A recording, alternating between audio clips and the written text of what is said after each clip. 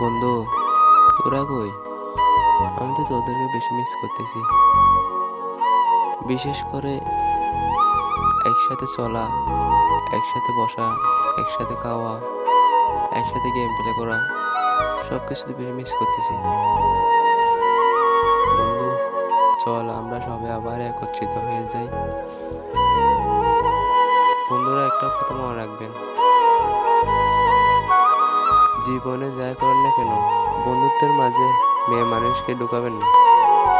যত ভালো মেয়ে হোক না কেন, জীবনেও মেয়েরা ভালো হতে পারে না, বন্ধুত্বকে একদম নষ্ট করে দেয়।